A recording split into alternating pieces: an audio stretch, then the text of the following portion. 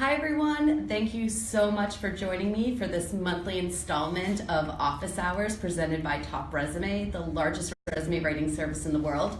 My name is Amanda Augustine and I'm a career advice resident at TopResume. What does that mean? I'm a career coach and a certified professional resume writer, and I'm coming to you live from New York City to do our monthly installment of Office Hours. I would just like to give a little shout out to Peter. He is one of our loyal participants and also a fellow Red Fox. And he made a request that we were festive for this holiday season. So happy Hanukkah to everyone who's celebrating Hanukkah. Merry Christmas to everyone who will be celebrating Christmas. Happy Kwanzaa, all the fun things. For you, Peter, I am wearing, oh yes, my ugly sweater. And let me just tell you, this is actually my mother's, and it's my mother's that she's had for years, and she's still a little sad that I use it as my ugly Christmas sweater for parties. So, Pam, I'm very sorry. Peter, you're welcome. In addition, candy cane in coffee mug. Again, you're welcome, Peter. And I'm just going to say the candy cane in the regular coffee is quite fabulous. I highly recommend it. Now, normally, every time we do an office hours, I have a theme, right? Last month was interview prep. The month before that, we were talking about what to do when changing careers. And before that, it was how to get stuck or get unstuck from a stalled job search. Well, this month, because I have to say thank you for taking time out of your busy schedule in a very busy time of the year to tune in for this. We wanted to make sure this was as valuable as possible, so we decided the theme would be viewer's choice, meaning I'm going to answer any and every job search question that comes my way. As long as you're not asking about my personal details and you're sticking to job search advice, I'm here to answer it to the best of my ability. And if I truly don't know the answer, I'll be honest. I'll say, you know what, that's not something I know, but I will look into it and I will tweet it out or share it on Facebook or that sort of thing. So my thought is that a number of you over the past few months have been submitting questions to this Ask Amanda form that we've been advertising on TopResume's social media channels. And it looks a little something like this. Don't know if you guys can see my screen, but there you go. You all have been putting your questions in there, and I've been collecting them, and I have quite a ton to look at. I've color coordinated them so it's easier for me to read them. I've expanded the size of the font as much as I could so that I can go through these. So my goal is to start reading aloud these questions that you've already submitted. And I will answer as many as I can for the first 30 minutes of this session. And then we're going to open up to any questions anyone has live. You type it in the comments section below, and one of my lovely colleagues will read it out to me, and I'll answer it live. And if you guys don't have questions, I'm going to go straight into the sheet of questions you guys have already answered. If you are just joining us, my name is Amanda Augustine, and I'm a career advice expert for TopResume, the largest resume writing service in the world. You can request a free resume review at any time at topresume.com. And also, you can always click on the career advice link at the top of that page if you'd like to see more of the advice and any of the questions I've answered previously through video or through a blog post. So let's get started. The first one I have is from Shannon. And she asked this question quite a while ago over the summer. It says, on an application, when asked for professional references, are they asking for people we've worked with or people we know? So what's the deal with professional references on a job application? Great question, Shannon. Let me start out by saying you don't need to put references on your resume. And I will say there's a big caveat. If you are doing a federal resume, if you are doing an academic CV, there are some different rules. I recommend looking at our site and searching for those terms on our career advice. They follow a different set of rules. Assuming we're talking about a regular professional resume, do not put a list of professional references. Do not put the line references available upon request. Why? Employers know you're going to provide the references when they ask for them. They don't need them at the beginning of the application process. They want them after you've already gotten further into the process, usually at the face-to-face interview time. So when they're asking for references, it's usually people you've worked with in some capacity. You could have worked with them, and so you're at the same level. You could have managed them, mentored them, so junior staff. It could be a supervisor above you. It could be a vendor that you worked with closely. It can be also a client that you helped or a customer. So there are various different types of people you can use, but I will say they're all professional. It's somebody you've worked with. And if you're currently employed and looking for a job and a little apprehensive to provide references with your current employer, and perhaps the company you're interviewing with wants that information, what I recommend doing is finding somebody who no longer works at the company or someone that you truly trust to keep your job search confidential and use that information. If you're fresh out of school and you don't have a lot of experience to work off of, then I would say an academic advisor, a professor in one of your higher level courses. If you were part of a club or organization on campus and there was a professor that led the charge on that, use them. And then of course, if you did any types of internships, you can also lean on the people you worked with at those internships. So I hope that helps, Shannon. For anyone who just joined us, my name's Amanda Augustine. I'm a career advice expert for TopResume, the largest resume writing service in the world. You can request a free resume review at any time by going to our site, topresume.com. And today is viewer's choice. I'm answering any and every job search question that comes my way as much as humanly possible between now and 2 p.m. Eastern Standard Time. So moving on. I have a question from Todd that says, if you were terminated from a union job but ended up resigning on your own behalf as if the termination never happened, do you have to tell them you were terminated? And if so, how do you explain that in the interview process? So I'm not too sure if it's really what happened first. Were you terminated and you said, well, I quit anyway? It's a gray area. If you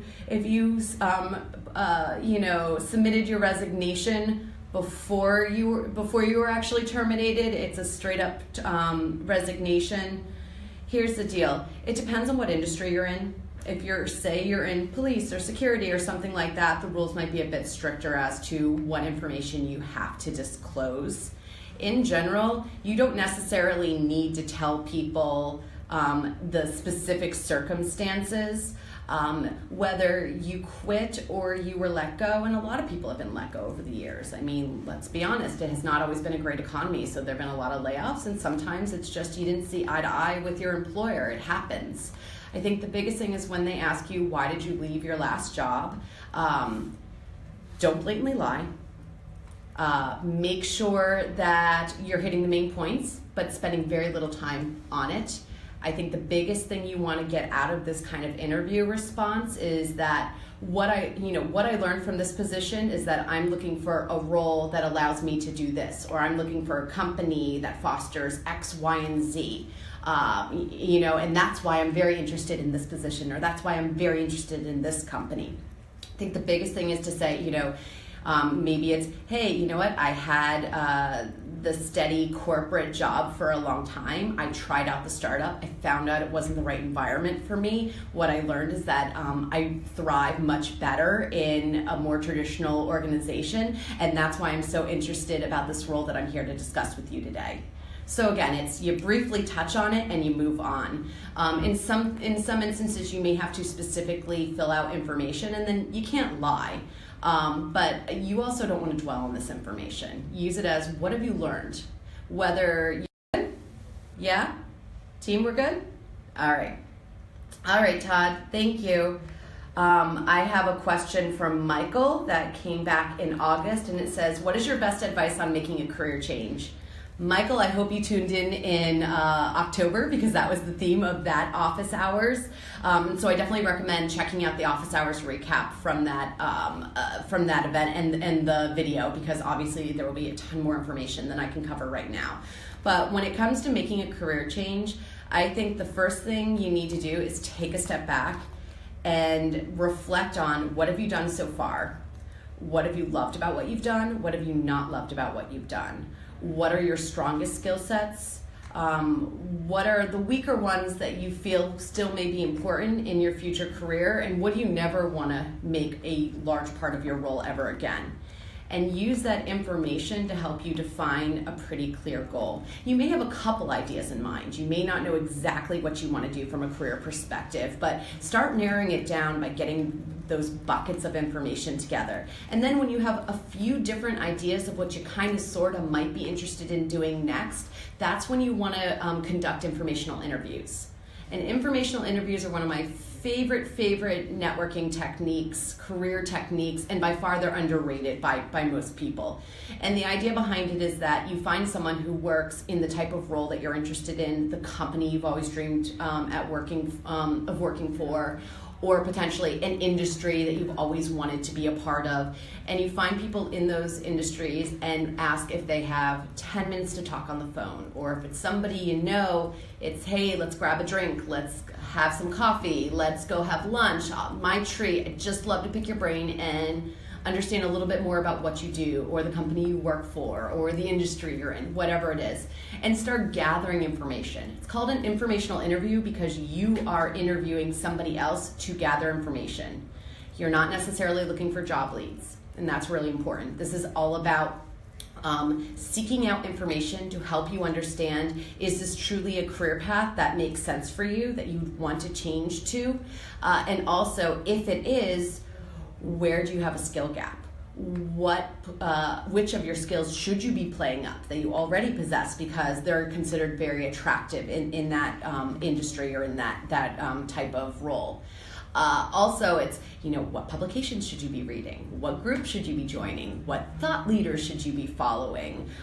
Given your base skill set, and of course you want to work into that conversation a little bit about yourself and what you love and what you're best at, hence why you do the inventory and soul searching ahead of time. This person can also help you understand what's the right type of role you should target to get into that type of industry or to get into that type of field. And that's a great way to help you understand what are those first steps. If there's a skill gap, you want to look for professional development opportunities online. There are a million different online courses you can take. I did a whole summary with Business Insider recently on different online courses you can take for free or at a really low cost to help bolster some skill sets that are pretty transferable across the board. Those courses might not be the right ones, but I list at least, somewhere between 5 and 10 different platforms that you can check out for courses. It may be freelancing. It may be volunteering your skills for a skill-based volunteer position. You can find them on a site called Catch a Fire. And that's a really great place to look. But look for opportunities where you can build up those skill sets outside of your current job.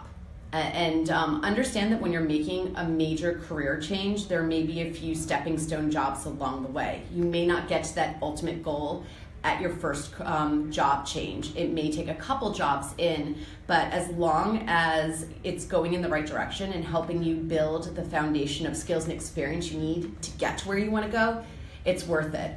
I'll always say when you're trying to make a career change, you may have to take a step back or a step to the side in order to move forward. And as long as you're okay with that and you've mentally prepared for that, it's worth it if it's going to make you happy in the long run. So, Michael, I hope that helps. I'm going next to someone named Tamina. Tamina asked this question at the beginning of September, and she said, I have had a few failed interviews in the last couple weeks. The last interview feedback that I received through my recruiter was that they found my answers were not concise. How to deal with interview questions in a clear and concise manner and be confident. And would interview coaching work? As somebody who's a career coach, I'm going to say yes, career coaching would definitely help. And actually some great news, Tamina, since you've written this question, we've actually gone live with a new brand. Our sister site, TopInterview.com, offers mock interviews, interview coaching packages. I definitely recommend going to TopInterview.com to see if that's right for you. I know our coaches very well.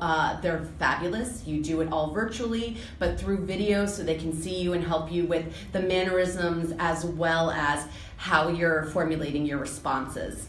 Now, when it comes to the idea that your answers are not concise, if anybody who's watched any of these office hours knows, concise is not my thing either. I would never, I'm never going to go to the grave and have succinct written on my tombstone, let's be honest. However, it is important when you're interviewing. So the one thing that happens is when you get a little nervous, you start rambling. And a lot of interviewers, especially trained interviewers, will actually ask a question, let you answer, and then they'll just pause. Just like that. How uncomfortable is that silence? And it's a tactic. It's called the pregnant pause, and they do it intentionally because most candidates who get a little nervous give their answer, and then there's that space, and they're trying to fill that space, and you just start rambling on, and it's not very helpful. So the first thing is know that it's okay to stop, take a second, collect your thoughts, and then answer the question. In fact, you may want to repeat the question back to them while you're thinking about what you want to say. When you're prepping for the interview, go back and look at what are the core requirements for the job. So you get a sense of really what are they after? What do they care about when they're interviewing you? What skills are they trying to verify that you have? From what you know about the company, what might they be trying to look for in terms of a cultural fit? And use that information to help prep your answers. I recommend never writing out long paragraphs to memorize because you're going to sound rehearsed. It's never going to come off natural. It tends to be more challenging. But instead, what are the 3 bullets with a word or 2 each that remind you of what you want to bring up? And so the best way to stop the rambling is to prep ahead of time so you have a sense of, okay, what are like the top 3 points I want to keep driving home about why I'm qualified for this role and why I'm excited about this opportunity, why am I genuinely interested in this position in this company. And hopefully you got to find another reason besides it's a paycheck because no one wants to hear that. The only other thing I can say about succinct is practice, practice, practice. Right? You're never going to memorize your answers, but you want to practice learning to say a little. Keep in mind, you want to make sure you're answering the question at hand and not going off on tangents. So every time you find yourself doing that, stop yourself. And something else you can ask if that pregnant pause is driving you nuts. After you answer your question and there's a pause, you can always say, did that answer your question? And if not, they'll ask more probing questions, but that's a way for you to stop yourself from talking too much. So, Tamina, I hope that helps. Sorry, the answer's a little late, but definitely I would say look at topinterview.com and see if the coaching is a good option for you if you're still looking. I have a question that came in from a gentleman named Bruce. This was at the beginning of September as well. And Bruce says, I'm 69. How do I overcome age barriers? And I hear this over and over and over again. And I do see that you're in kind of a management role, Bruce, and but it also has the word consultant in it. So I'm not too sure if you're a straight up consultant or if you're looking for more of that full-time role. I will say, whether it's fair or not, age discrimination is definitely alive and well in the American job force, and I'm sure job market, and I'm sure it is elsewhere as well. A few things to keep in mind. When you're looking at your resume, of course, you probably have pages and pages of information, but you need to streamline it to 2. Focus on the past or the most recent 15 years. That's what employers care the most about. What have you done in the past 15 years? Frankly, they want to know what have you done in the past 3 years that's relevant to what they're hiring for today. So minimize your details and keep them around for just the most recent 15 years. Anything beyond that, do a career note, add very limited information. It's to show them, yes, I had a career trajectory, and yes, I've moved up the ranks, but here's what I've done most recently that you really care about. Eliminate dates from anything that's beyond the 15-year mark. If you have degrees, definitely list the degrees and the certifications, but you don't necessarily have to put the dates on if it's beyond that 15-year mark. And this is all advice for your general, regular, professional resume, not an academic CV, not a federal resume, and not necessarily even a CV internationally. Though CVs also tend to cut them at 15 years and then minimize any other details beyond that. Other things to keep in mind is that your network is going to become really important. And I know a lot of people say, my network, everyone's retiring except me. Well, think about who have you managed and mentored over the years. What consultants have you worked with? What businesses did you work for in the past that would really like to draw upon your expertise in the industry? And one thing I'd put out there is consider consulting. And for some that's not feasible, and I get that. But if Bruce, that's something that does work for you, I'd say consulting is a really great way to allow you to work with a lot of different companies. And a lot of people are afraid to hire someone who's older, frankly, because they think they got to pay them a ton of money because you have a ton of experience, and that's a challenge. A lot of companies are trying to cut costs, and so the consulting offer is a very nice way to get back into some of those organizations and potentially grow it to a full-time position as well. We could talk forever about the age discrimination issue. There are a few articles. I wrote them for one of my previous employers, The Ladder, so I don't know if my team can find those, but if you look at combating age discrimination and you search by info.theladders.com, you should be able to find, it's a 3-part series on combating age discrimination. And coffee break. The candy cane's gone, by the way, just in case you're all wondering. It is melted into the coffee. It is a series that I very much want to write for TopResume and Top Interview, for the interview side as well as the resume side in this coming year, so stay tuned for more information. But that's a very quick highlight. The other thing I'd say is don't joke about your age when you finally get into an interview about, oh, how old I am, that sort of thing. You want to avoid that as much as possible. And the other thing I'd say is there are a lot of benefits to being older, right? You have a lot of experience to draw on. You have already made the mistakes and learned from them. Your level of professionalism tends to be infinitely higher than the average person straight out of school. Sorry, entry-level grads, but there are, of course, outliers, but for the most part, that tends to be the case. Also, if you're past the age where you have young children at home and that sort of thing, you may have more flexibility in your schedule. You don't have to worry about daycare and kids sick homesick from school. So that's something to play up. They don't have to worry about that with you. And frankly, if they're paying you a competitive rate for whatever role you're after, you're probably still a deal or a steal because you have so much more experience to bring to the table. So keep in mind and play up that value as much as possible. So Bruce, I hope that helped.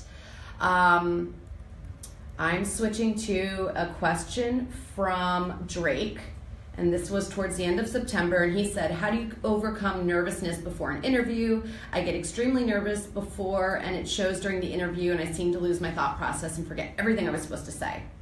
So this, kind of ties into the question we answered for Tamina, which is, when nerves overcome, what's going on and how do I stop it?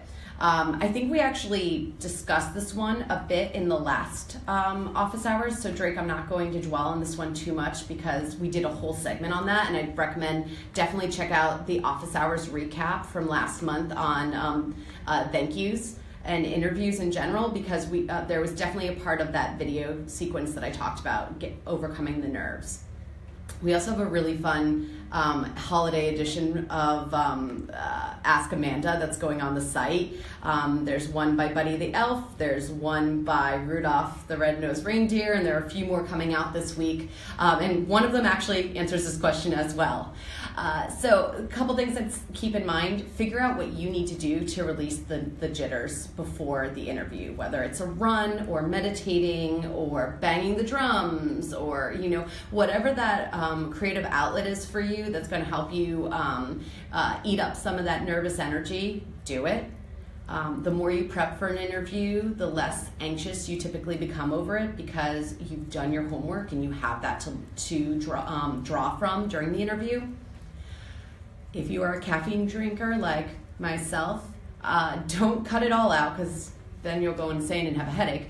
But try and cut it in half, or do a half calf instead, whether it's tea or coffee, because that will keep you from getting the headaches, but also keep you from being overamped up, which tends to happen when you're nervous. arrive a little early and find a coffee shop or a place to hang out that's near the office where you're going to be interviewing, so that you have a little time to collect your thoughts before you walk in. You never want to be rushed, so give yourself a ton of time to get there, and then know where there's a place you can hang out ahead of time. The other thing is, take advantage of the pregnant pause.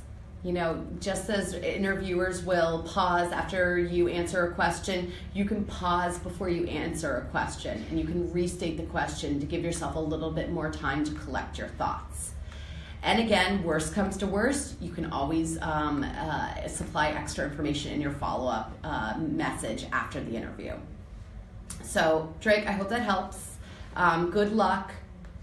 I have one from Latanya, which was back in October, the beginning of October, and says, I want to know how I can find a job that is totally different from what I've done for many years. I'm ready to try something new, but what else do I need to know? Okay, I think this is kind of like the other person who was asking about career changing. Take inventory. Get a sense of what do I like, what don't I like. There's an exercise called the nitty-gritty, and I really enjoy doing it. Make a list of every role you've ever held. It can be volunteer, it can be an internship, it can be a paying job. But in nitty-gritty detail in one column, write down what did you like about that job. Was it the skills, the environment, the boss, the company, whatever it was, and then another column in nitty-gritty detail about what you didn't like. And start looking for patterns. The other thing you can do is play this game called 9 Lives. You have 9 lives. You must work in every one of those lives. You're not going to marry rich. You're not going to inherit a ton of money. You have to work, moral of the story. However much money you need to make to be happy, you're making it. Whatever skill set you need to do that job, you have it. Every job is equal level of prestige. So putting all those buts aside, if you could do any 9 jobs, what would they be?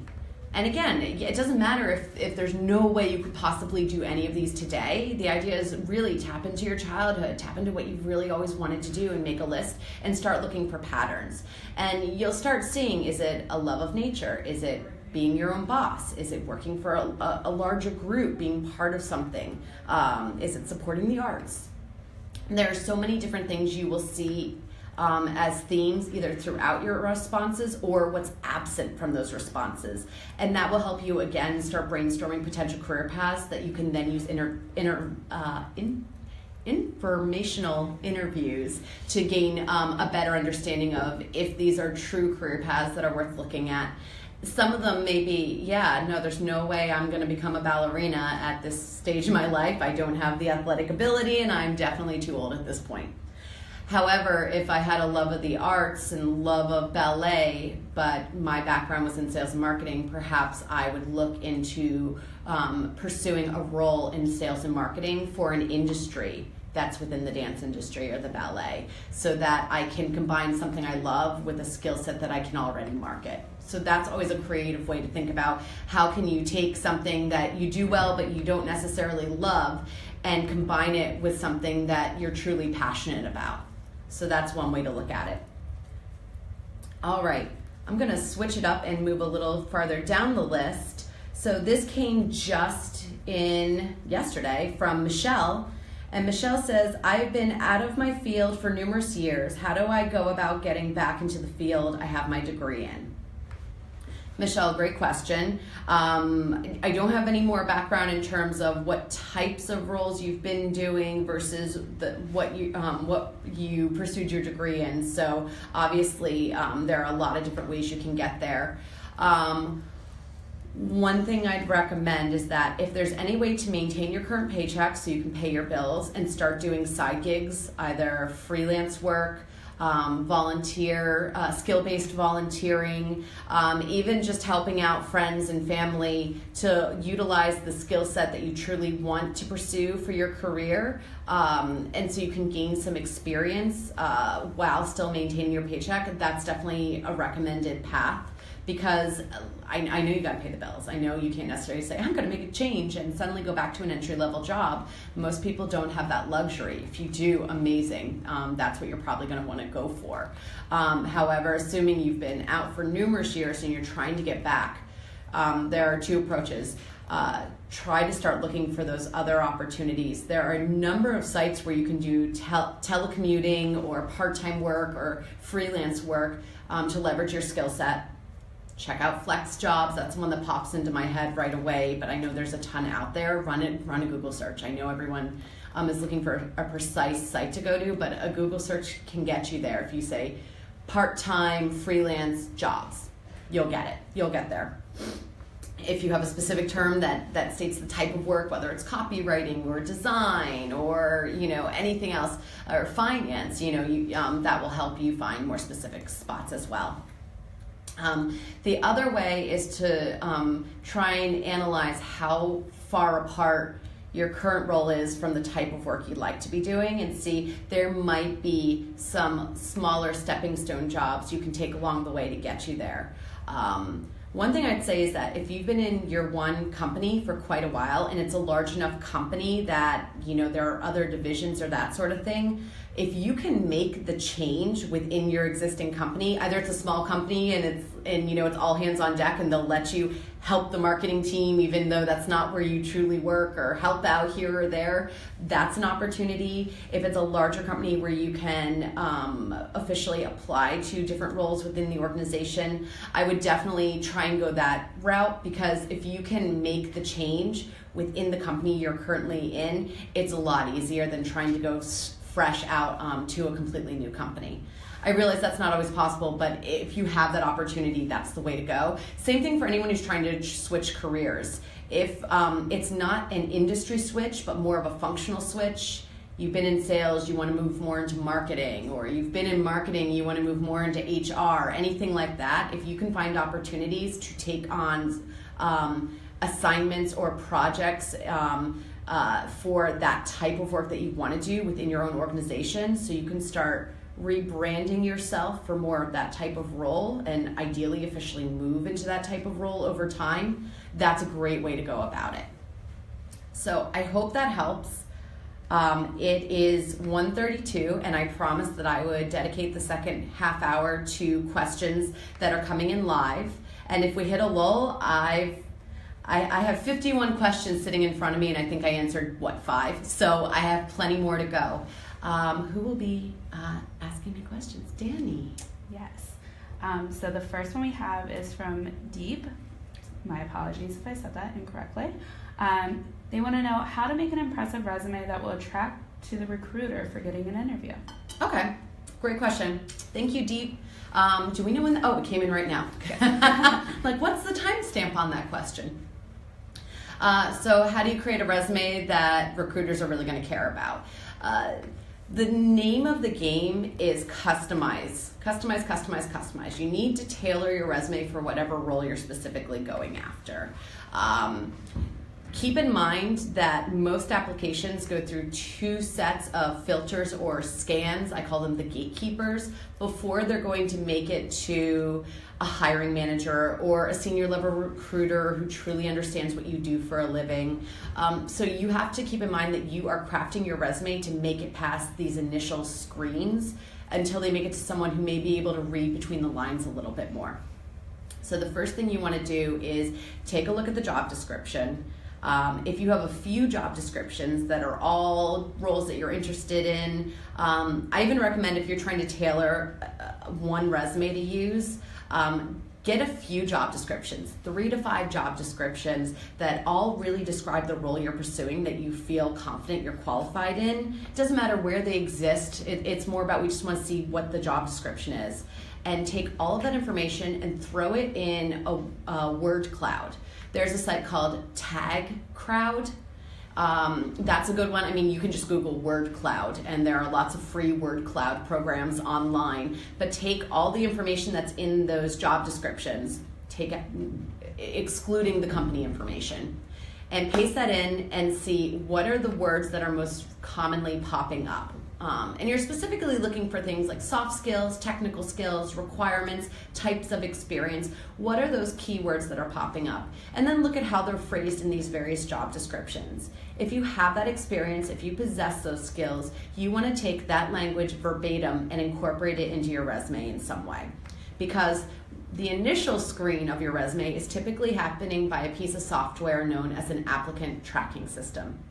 For any of you out there that have ever gone to topresume.com and submitted your resume for a free resume critique or a free resume review, or perhaps you did it through one of our partners, through Glassdoor, ZipRecruiter, or Monster, if you ever received a free critique, part of that critique is done by a human being. We sit there and we say, hey, you did this, the language here is kind of like that, and there are those things. But there's also a section that says, hey, when you submit your resume to that applicant tracking software, this is what the system's reading, for better or for worse. And if it's not correctly defining and categorizing you and your experience, it means your resume needs some tweaking. So for anyone out there, if you're not too sure if your resume is going to make it past those initial screens, definitely submit it for a free critique, because part of that critique is going to say, hey, we're going to spit out exactly what that system thinks you are based on what it can read from your resume and how it's formatted. And if it's giving you the right industry and the right function, awesome. But if it's not, then it means you probably have to adjust your resume. Those keywords that are coming from the job descriptions are going to help inform you as to how you modify that resume. Once you make it past that initial electronic screen, then you have typically an entry-level sourcer, they're called, recruiter sourcer, HR coordinator, somebody who's probably fairly junior level, doesn't have a good sense of who you are and what your experience means, and similar to the technology, has been told to look for different pieces throughout your resume, different keywords, types of experience to say, yeah, this person sounds like they could be a good fit, before you initially make it to another person who then does a phone screen. So you're trying to get through those initial screens, both digital as well as human, to make it on to the hiring manager or the recruiter. Something else to keep in mind when you're trying to make an impressive resume is that when you're detailing out your professional experience, use bullets as a design element. Bullets are used to call attention to something. So you don't want to bullet everything. You want to bullet the most important information that you want to draw someone's eye to. And that's typically the results, some sort of measurable success. What have you contributed to? What have you created? What have you helped make happen that's been valuable to the company? And if you are not necessarily in a role where you can say you increased revenue or drove down prices or improved customer service ratings or anything like that, think about if you didn't come to work for a day, what doesn't get done? And highlight what are the things that you're responsible for that when you're not there, they kind of fall through the cracks, because that's what makes you valuable to that company. So that's a lot of information. I hope that helps. Deep, I definitely recommend checking out the free resume review. And for anybody who is tuning in from outside the United States where a CV is used instead, you can go to topcv.co.uk and do the same thing. And they'll give a free critique of your CV. So I hope that helps. Do I have another question, Danny? You do. And we also have the link for our free resume review in the comments if you need it. So going off of that, Steven says that he wants to increase his visibility to executive recruiters. Okay. He doesn't want to make a career change, and he has over 15 years of experience in his industry and roles. Okay. I have a very fun resource for you. The name of it, and I'm just going to put it out there, the site is not the prettiest site in the world. However, it's very helpful. It's called Oya's Directory of Recruiters. Yes, that's right, I said so. The URL is i-recruit.com. I'm hoping it hasn't changed. I did not check it this morning. But what I like about this site is that it's this huge directory of different recruiting agencies. And so if your goal, your aim is to start making friends with executive recruiters, that's a good place to start, because you can pinpoint it by industry, by function, as well as by location. You don't necessarily have to be in the same city as an executive recruiter in order to, create a connection and leverage them to further your career. I mean, that's always nice. You want someone who knows your industry and somebody who recruits for those types of jobs, and that's a good place to start. If you come from the startup community, I would look at VC firms. Oftentimes, a lot of VC firms give you a nice list of different companies to start looking into and different recruiting agencies for those areas. And then, of course, there's good old LinkedIn. You can run an advanced search on LinkedIn and put in executive recruiter as, current or past title for first, second connections or third connections and see what pops up, and that will give you a nice list to look at. A couple things to point out, because I think there's always this confusion around what is a recruiter or even an executive recruiter, and a lot of people default to the term headhunter. Most recruiters do not work like the headhunters you see in the show Mad Men. In general, recruiters get paid, executive or non-executive, they get paid based on when they place somebody, and they get paid by the organization that's trying to fill that position. Either it's an exclusive partnership and it's a retained search, so that agency is getting paid a fee on a regular basis from a company to recruit and find and basically hire their executive team. There's also some that work as third party or contingency recruiters, which means they only get paid if they propose the right candidate who ends up getting the job, and they typically don't get paid all their money until after that candidate has hit the 90-day mark in their new position. That's why we always say those first 90 days of any new job are an extension of the interview process, because frankly, for those first 3 months, you're still feeling them out, they're still feeling you out. Recruiter does not get all of their money until typically the candidate has made it past day 90. Keep in mind that recruiters don't work for you as the job seeker, and so timing is everything. But I think there's nothing wrong with reaching out through InMail on LinkedIn, or if you see anybody, particularly a recruiter that has Lion after their name or in their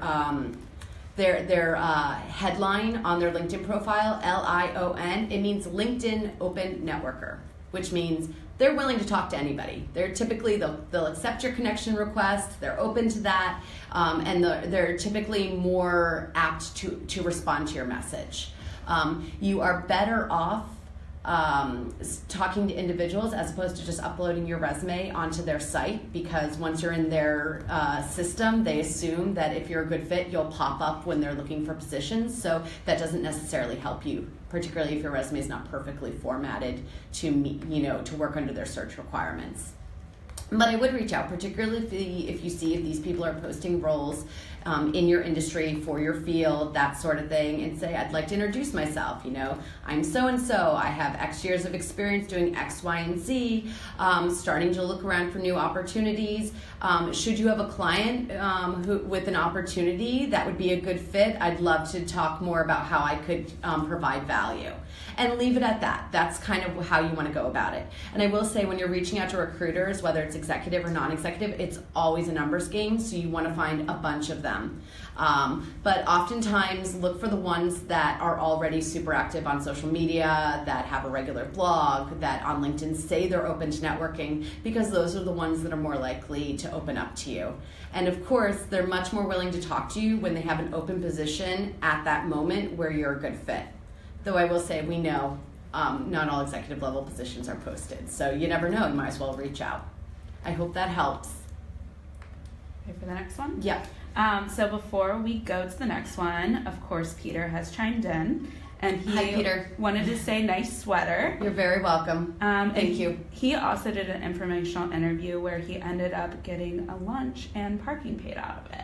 And said it was such a cool thing, so I wanted to let you know that. And another endorsement for informational interviews, most definitely. And also, pay it forward. You may feel like you're in the hunt, but believe it or not, there's probably somebody junior that would love to learn from your experiences. And so, wherever you can pay it forward, it will come back to you someday. Exactly. Next is Jamal. He said, "Hi there, Amanda. How are you?" Hi, Jamal. And his question is about resume templates, and are they relevant in today's market, and wants to know if we use them for clients. Oh, resume templates. Okay, there is a difference between having some set features that you like to, kind of like a framework for where you like to put certain information. When I think of a template, that's the only thing that I think is an acceptable template. When, you like to use certain types of fonts, you have like a basic structure about where you put information in, but it's not taking words for like a template of words where I'm throwing stuff in. So that's something to keep in mind. I think a template, quote unquote, it's one of these things where I'm not a fan of the word template because people think of it as this non-customized generic thing that anyone could use, and I don't think that works in today's job market. I will say when you try and go too far out of the box and you decide you're going to make infographics everywhere or charts and stuff like that, it doesn't work when you have to submit it for an online application, because more often than not the applicant tracking system can't read that. It scrambles your information and you get overlooked in the process. In terms of what does TopResume do? No, we don't have a template where we're just popping information in. We have different designs that we use, for sure. I mean, you find a design that works, you're going to take people's information, choose different fonts, and work with it that way. But the information always has to be customized to you and your job goal. The one thing I will say is anybody who's considering getting a professional resume rewrite, and wouldn't you know, as a certified professional career coach and resume writer, I endorse that. If you're considering working with a professional to rewrite your resume, remember that the resume can only be as good as the information you provide. So it's truly important that you fill out your worksheet as much as possible, that you provide samples of job descriptions that represent the role that you're pursuing, and wherever possible, I would say take those job descriptions and highlight the skills that you have, so that they know that they can work that information in, because they can only make so many assumptions based on what your current resume looks like and the information you provide. So there's a great article, it's called 11 Steps to Writing the Perfect Resume. It was one of the first ones I think I wrote when I joined TopResume. So it's a little old, but the information has in no way become obsolete. It breaks down section by section what information you should gather before you or somebody else writes your resume. It's a really, really great kind of roadmap to make sure that you've covered all your bases, so that you've done everything you can. Now it's up to who's ever writing your resume to make some magic happen and make sure that it's positioned for the job goal that you've told them about and based on the information they have for you.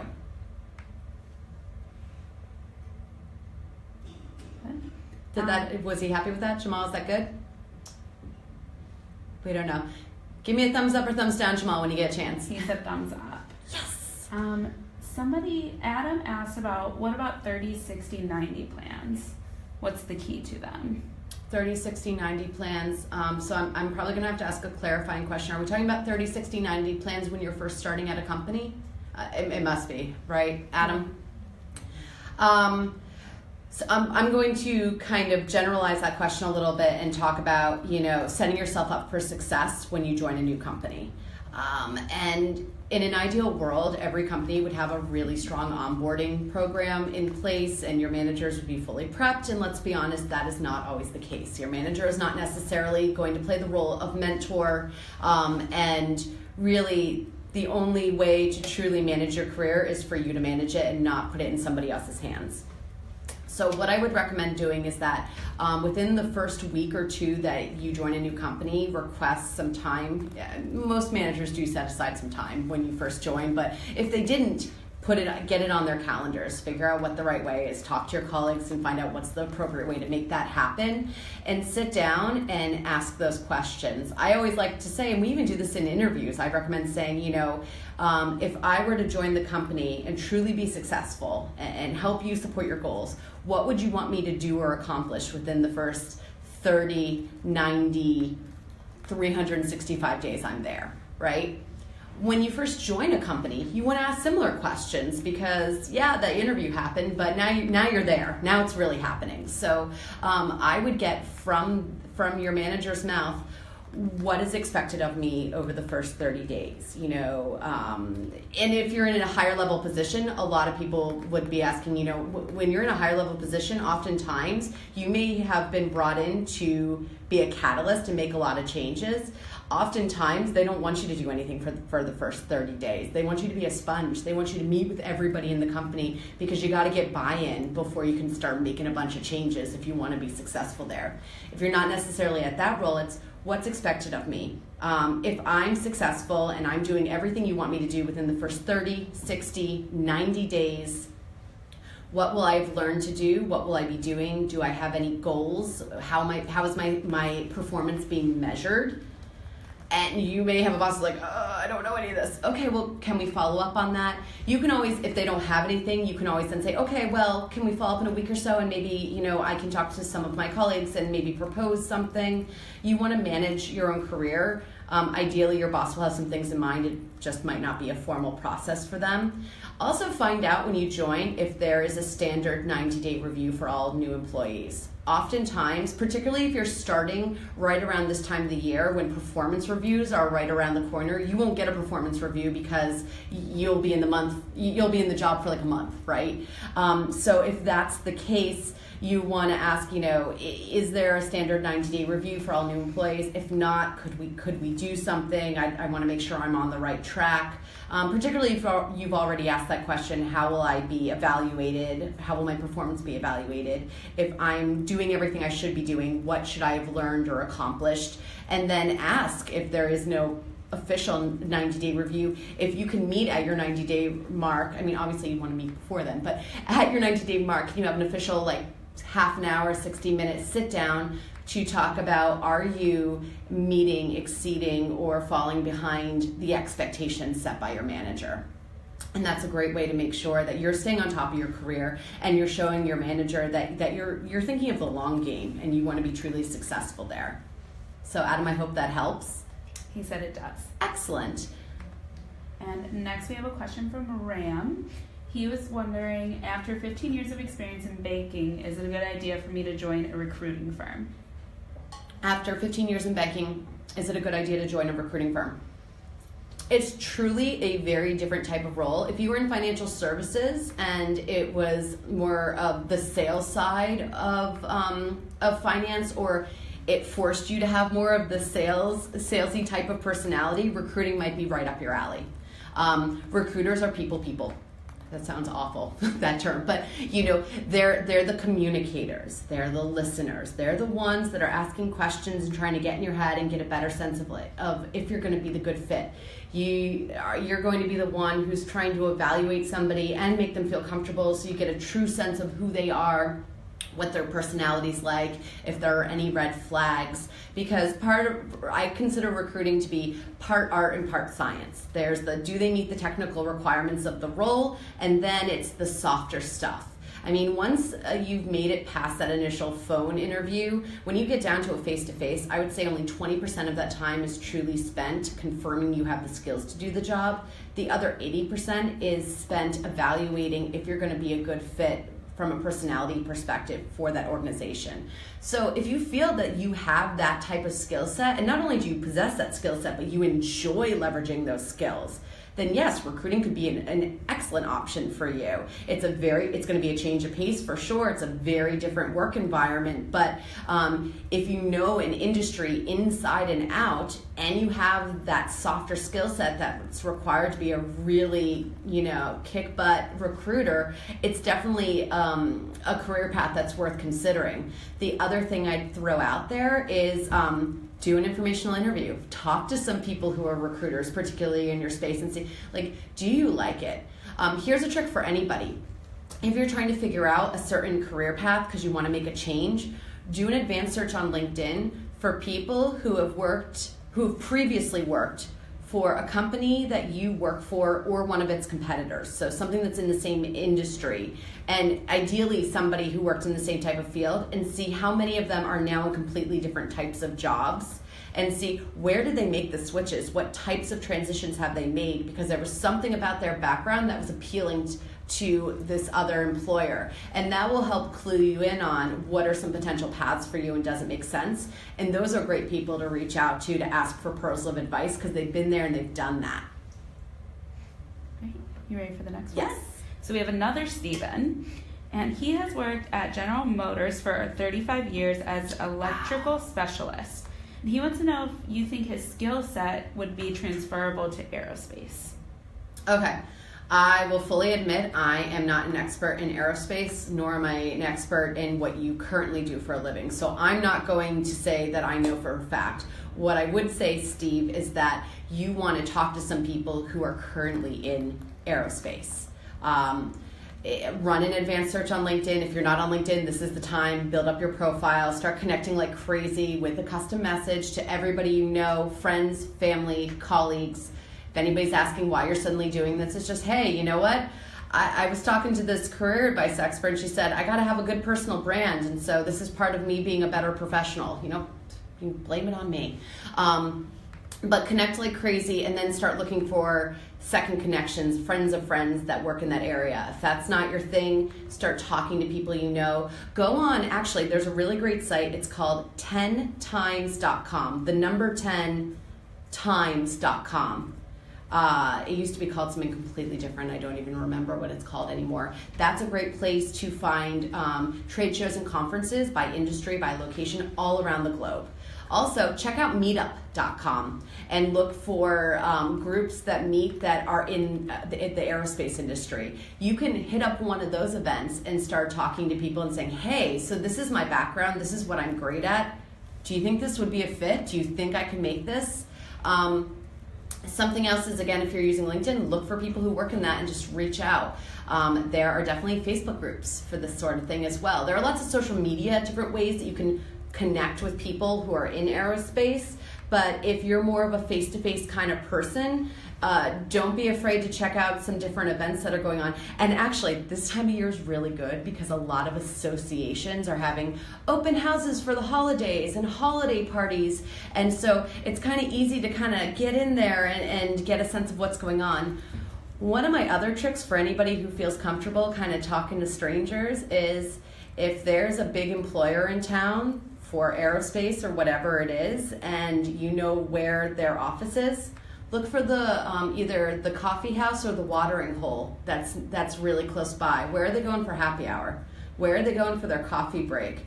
If you can somehow be in that area or be in that establishment around the right time, you may end up bumping into and just making casual conversation with people and meeting somebody who works there. So that's also, if for somebody who doesn't like the very traditional industry-specific event, this is a nice way to kind of casually bump into people who may be able to help you as well. Every evening out could be a potential networking gold mine. That's all I have to say. I hope that helps. Yes, and I think we have time for one last question. Okay. So Jennifer chimed in, and she's trying to move from hospitality into a bookkeeping role. Okay. She has the formal education but limited experience. So Okay. she's wondering what type of position she should apply for. Okay. In hospitality, wants to go into bookkeeping, has the education that supports the bookkeeping.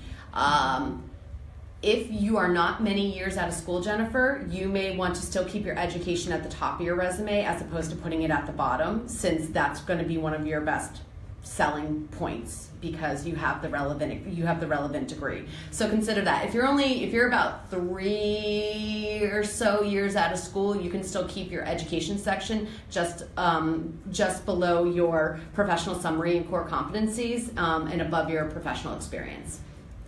When it comes to your professional experience, reevaluate each role you've held and what part of each of those roles speaks to any type of skill set that's transferable or would be considered desirable by the bookkeeping world. So look at the job descriptions for bookkeeping. What types of skills are they looking for? Talk to people you know. If you got your education to support that type of degree, chances are you probably have former classmates that are in that world. So those are people to reach out to. They may know of job opportunities. They may be able to advocate on your behalf or refer you. Fun fact, you're 10 times more likely to land the job when your application is accompanied by an employee referral. So leverage those networks, man. It also gets you past that electronic gatekeeper that's scanning your resume. So if they vouch for you, that's very helpful. But also talk to those people to understand, if you don't know instinctively which skills are most valuable. I would assume for bookkeeping, it's being very detail-oriented, being very organized, very good with numbers. You probably know Excel sheets and macros inside and out, things like that. Whatever other skills there might be, think about of all the roles you've held, where have you leveraged those skill sets? And that's what I would focus on emphasizing throughout your resume. And then if there's an obvious gap, like there's a certain platform or piece of software that everyone's requesting either required experience or desired experience in, you might want to look for an online program or an online course so that you can say that you are familiar with that system because you completed one of those online courses on Skillshare or Coursera or edX or any of the other 15 that are out there. So that will help supplement your application to show that you are taking steps to be the most marketable you can for that role. In terms of what's the next step, if you're in a big hospitality place, again, if you can make the jump within your current company, that will make it so much easier. So if you are doing above and beyond, if you're an exemplary employee and doing very well, there's nothing wrong with making it known to your employer that your long-term goal or your ultimate goal is that you're trying to get into this type of job, and offer up, if there are any opportunities to help out with that team, to volunteer, wherever, look for opportunities to be proactive and raise your hand and say, I'd be more than willing to help with that. Whatever you can do to help gain exposure to that area, you can put it on your resume, and it might help you move into that group within the company. If that's not necessarily possible, again, it's what are you doing and how can you supplement it to pad your resume. I'm out of time. I know there were a lot of questions on here. One thing I am going to point out to everybody, thank you so much for joining us again, of course. Go to topresume.com and click on career advice. There's a whole section of Ask Amanda. I have been answering a lot of your questions. Either yours or someone else asked a very similar question, and there's a ton of them on there. So your question may already be answered. Check out the recaps from all of our office hours because they tend to be very long posts with a lot of information in them. So a lot of questions are answered, and we put the answers in there. So check those out. Particularly interviewing, that was last month. The month before that was changing careers, and I know a lot of you had questions about both of those areas. And then, of course, if you haven't already, I highly recommend submitting your resume for a free resume critique at topresume.com, or if you're in the international market and using a CV, topcv.co.uk, and get the free analysis so you know where you stand, and you can help to figure out what your next steps are. Thank you all so much for joining me. Happy holidays, and have a great rest of your day.